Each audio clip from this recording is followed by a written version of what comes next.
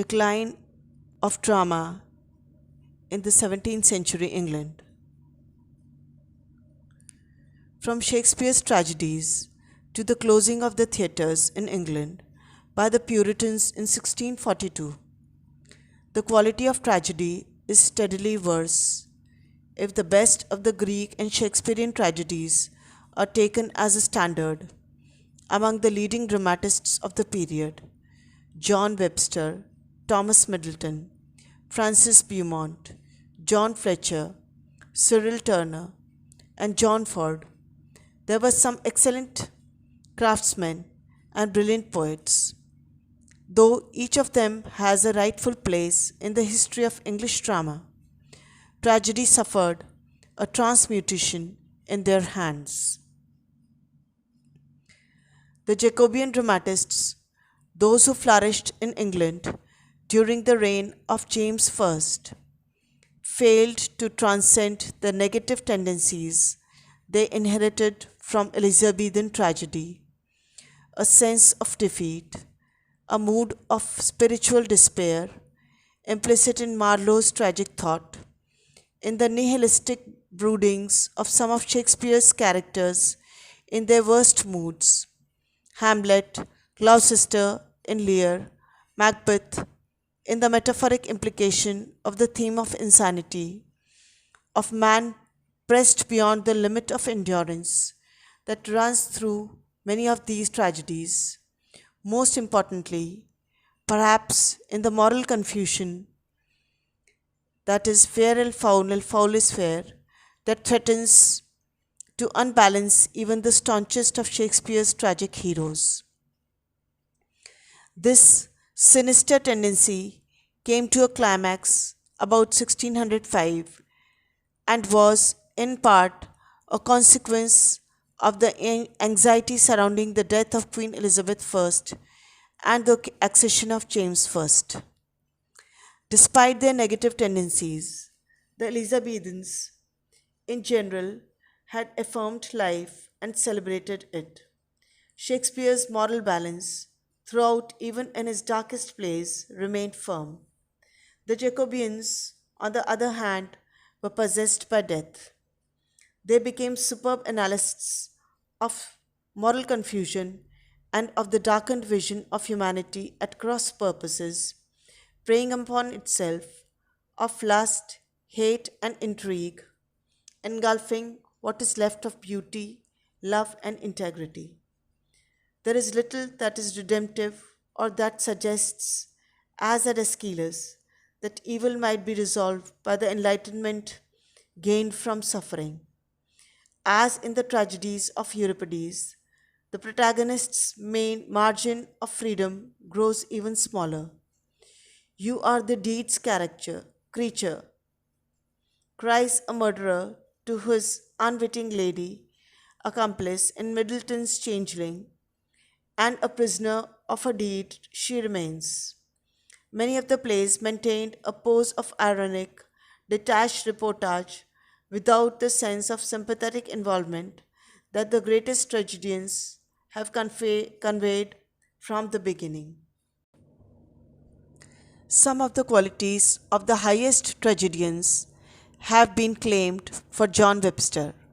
One critic points to his search for a moral order as a link to Shakespeare and sees in his moral vision a basis for renewal.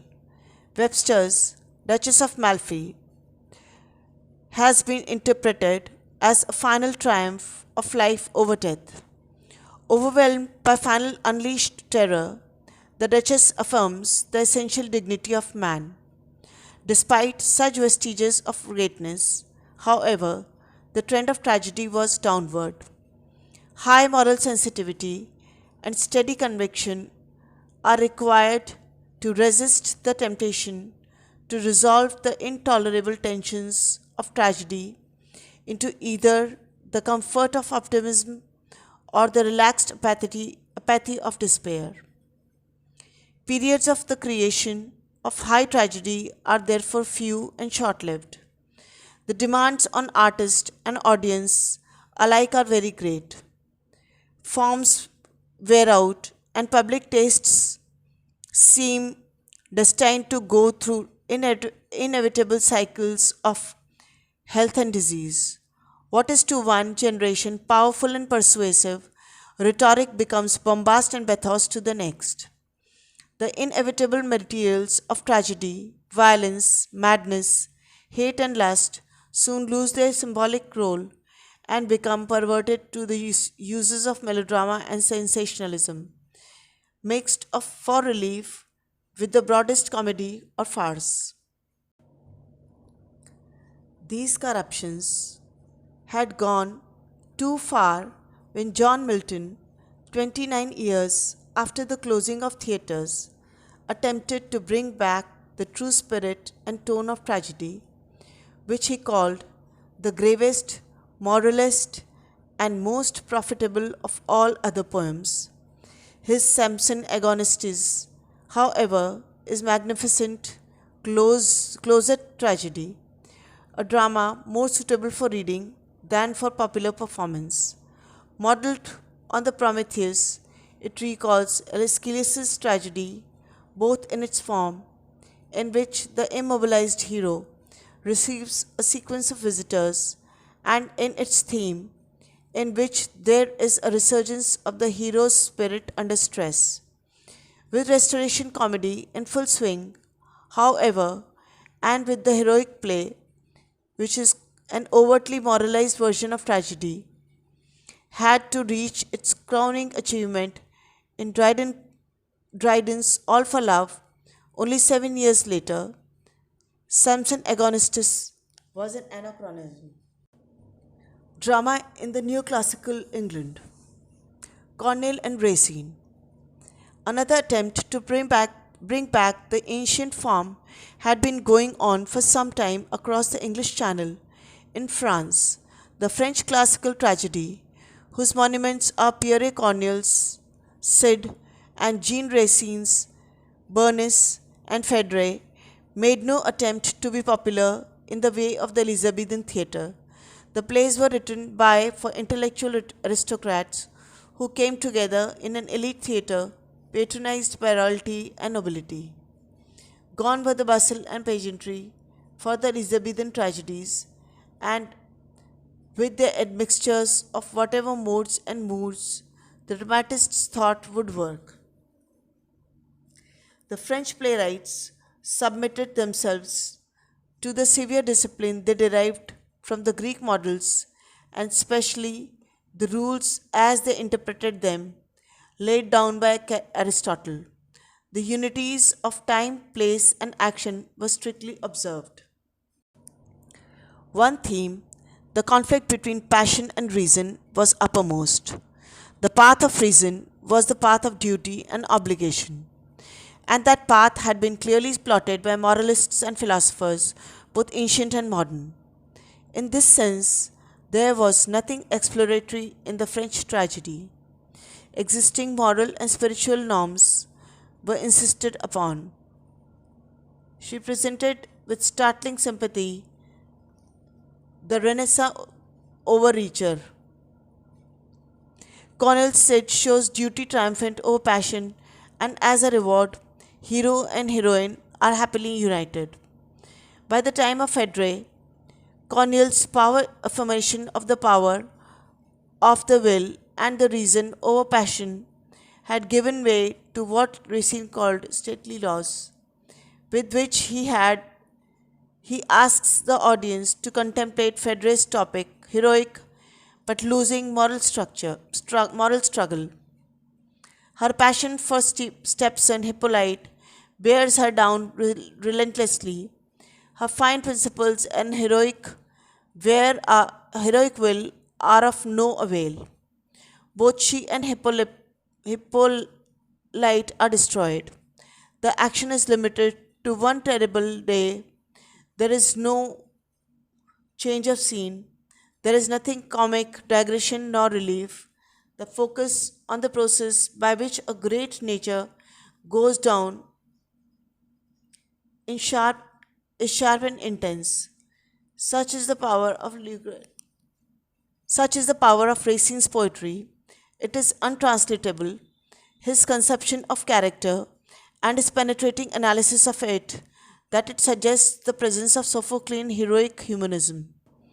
This sense of Shakespeare, in this sense, it could be said that Racine tested the norms, that he uncovered a cruel injustice in the nature of a code that could destroy such a person as Phedre.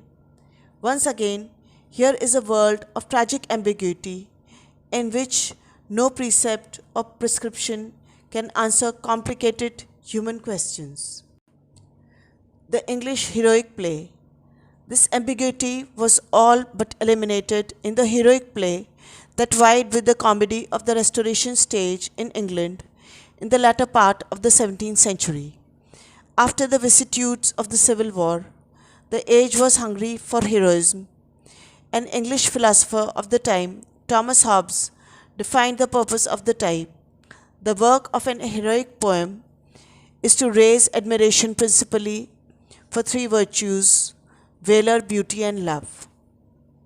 Moral concern, beginning with Aeschylus, has always been central to tragedy, but in the works of the great tragedians, this concern was exploratory and inductive. The moral concern of the heroic play is the reverse. It is conducted and dogmatic. The first rule, writes Dryden in his preface to his Troilus and Cresside, is to make the moral of the work, that is, to lay down to yourself what that precept of morality shall be, which you would insinuate into the people. In All for Love, the moral is all too clear. Antony must choose between the path of honor and his illicit passion for Cleopatra. He chooses Cleopatra, and they are both destroyed. Only Dryden's poetry, with its air of emotional argumentation, manages to convey human complexities in spite of his moral and saves the play from artificiality, strutting it, in fact, the finest neo tragic production of the age. The Eclipse of Tragedy. Although the annals of drama from Dryden onward are filled with plays called tragedies by their authors, the form as it has been defined here went into an eclipse during the late 17th and 18th century and the early 19th centuries.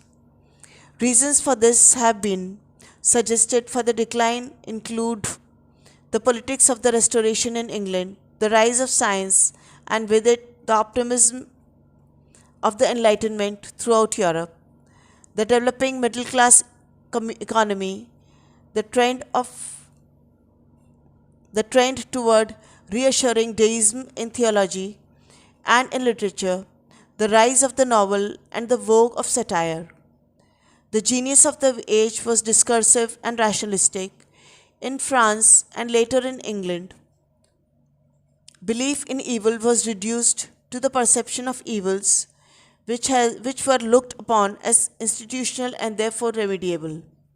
The nature of human was no longer the problem, rather, it was the better organization and management of them. The old haunting fear and mystery, the sense of ambiguity at the center of human nature, and of the dark forces working against humankind in the universe were capable of a new and confident dogma. Tragedy never lost its high prestige in the minds of the leading spirits. Theorizing upon it were men of letters as diverse as Samuel Johnson, David Hume, Samuel Taylor Coleridge, and Percy Bysshe Shelley, and German philosophers from Gotthold Lessing in the 18th century to Friedrich Nietzsche in the 19th century. Revivals of Shakespeare's tragedies were often bowdlerized or altered, as in the happy ending for Lear in a production of 1681. Those who felt themselves called upon to write tragedies produced little but weak limitations. Shelley tried it once in the Cenci, but as his wife wrote, the bent of his mind went the other way, which way may be seen in his Prometheus Unbound, in which Zeus is overthrown from a sorry, golden age ruled by the power of love, is born. Goethe had the sense to stay away from tragedy. The mere attempt to write tragedy, he said, might be my undoing. He concluded his two-part Faust, one in 1808 and the other in 1832, in the spirit of the 19th century optimistic humanitarianism. It was not until the latter part of the 19th century that the plays of a Norwegian Henrik Ibsen, a Russian Anton Chekhov, a Swede August Strindberg, and later an American Eugene O'Neill, that something of the original vision returned to inspire the tragic theatre.